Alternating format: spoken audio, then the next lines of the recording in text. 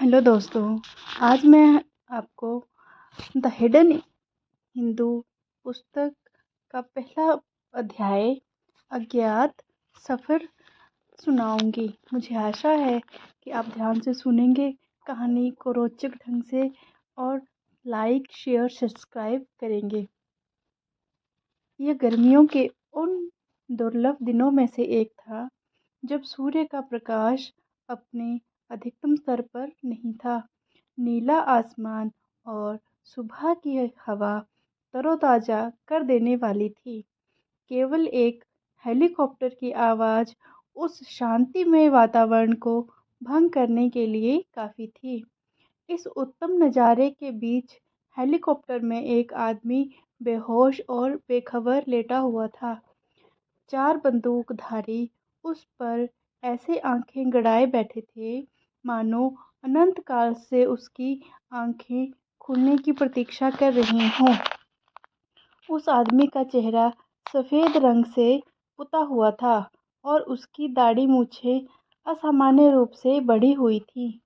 उसके लंबे काले व बिखरे हुए बाल भी उसे और रहस्यमय बना रहे थे।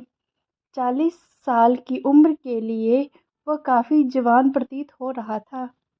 उसका चेहरा तराशा हुआ और उसकी त्वचा आकर्षक व चमकदार थी, जिसने उसके चारों ओर एक सुंदरता की आभा बनाई हुई थी।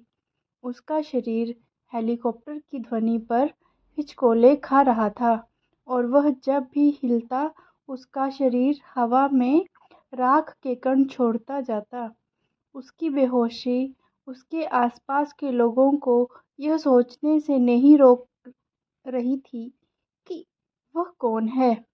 जो भी उसे देखता वह जिज्ञासु और मोहित हो उठता।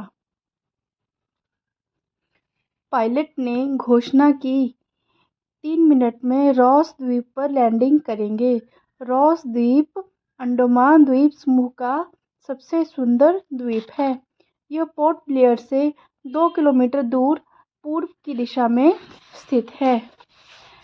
यह जगह दुर्लभ और महत्वपूर्ण प्रजातियों की विरासत के साथ साथ प्रकृति के सबसे बेहतरीन उपहार शांति में मनुष्य को खींच लाती है।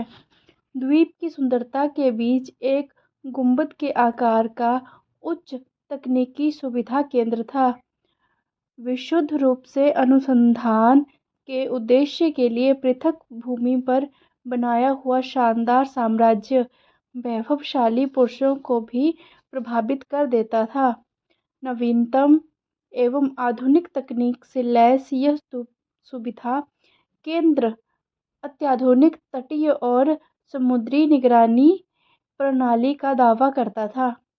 इसकी रचना और निर्माण केवल शीशे से किया गया है। इस सुविधा केंद्र में सतह प्रौद्योगिकी का उत्तम प्रयोग किया था। प्रत्येक स्क्रीन हाथ लगाते ही ऐसे बात करना शुरू कर देती है जैसे उन्नत प्रजाति का हिस्सा हो। तापमान में और चारों ओर के वायुमंडलीय दबाव में बदलाव लाना जीवन को अकल्पनीय रूप से आसान बना रहा है। इन पहलुओं में यह जितना शानदार था, उससे भी अधिक यह सुरक्षा के लिहाज से प्रभावशाली था। धनुष के आकार की छत के हर एक कोने में गति संवेदक कैमरे लगाए गए थे। गुंबद के अंदर कोई भी अकेला नहीं था। जो जहां भी जाता वहां एक डिजिटल आंख साथ जाती। वीरभद्र एक स्वैच्छिक सेवानिवृत्त भारतीय सेना का पूर्व ब्रिगेडियर अपना कक्ष छोड़ सीधे गुंबद के प्रवेश कक्ष की ओर गया। प्रवेश करते ही उसने 4 सशस्त्र पहरेदारों से घिरे कैदी को देखा। वे चारों उसके हथकड़ी लगे और आंख पर पट्टी बंधे बेसुध शरीर को बरामदे में खींचते हुए ला रहे थे। उसके राख से सने नंगे पैर फर्श पर एक रास्ता सा बनाते जा रहे थे।